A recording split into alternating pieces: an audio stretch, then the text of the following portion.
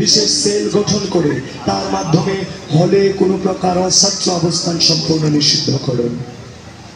ঢাকা বিশ্ববিদ্যালয়কে একটি পূর্ণাঙ্গ আবাসিক বিশ্ববিদ্যালয় হিসেবে গড়ে তোলার জন্য প্রয়োজনীয় উদ্যোগের অংশ হিসেবে নতুন হল নির্মাণের দ্রুত ব্যবস্থা গ্রহণ, যেন ভর্তির দিন থেকেই প্রতিটি শিক্ষার্থীর জন্য একটি সিট ও একটি পড়ার টেবিল নিশ্চিত করা সম্ভব হয়। আবাসিক হলগুলোকে মশা ও সার পোকামুক্ত রাখতে কার্যকর পদক্ষেপ গ্রহণ।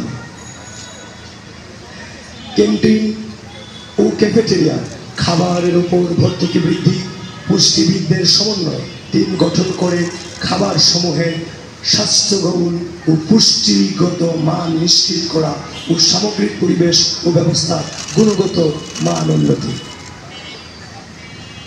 লাস্ট ওয়ান, বিভিন্ন অনুষদ ও বিভাগীয় এলাকায় যেমন মোকাররম ভবন, কার্জন হল ইত্যাদি বিবেচনায় নিয়ে নতুন ক্যান্টিন ও ক্যাফেটেরিয়া স্থাপন, যেন সব শিক্ষার্থী সহজেই সাশ্রয়ী ও স্বাস্থ্যকর খাবার পেতে পারে।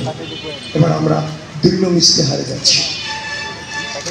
আমাদের যে 2 নং ইশতেহারে বলা আছে, নারী শিক্ষার্থীদের জন্য নিরাপদ ক্যাম্পাস ও নারী স্বাস্থ্য সুরক্ষা ও সক্ষমতা বৃদ্ধি।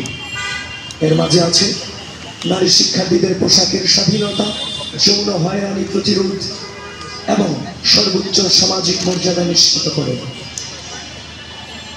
প্রতিটি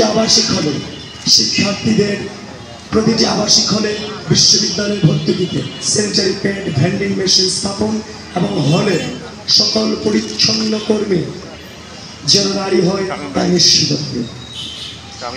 বিশ্ববিদ্যালয়ের মেডিকেল সেন্টারে সার্বক্ষণিক নারী চিকিৎসকের উপস্থিতি নিশ্চিতকরণ এবং প্রতিটি নারী হলে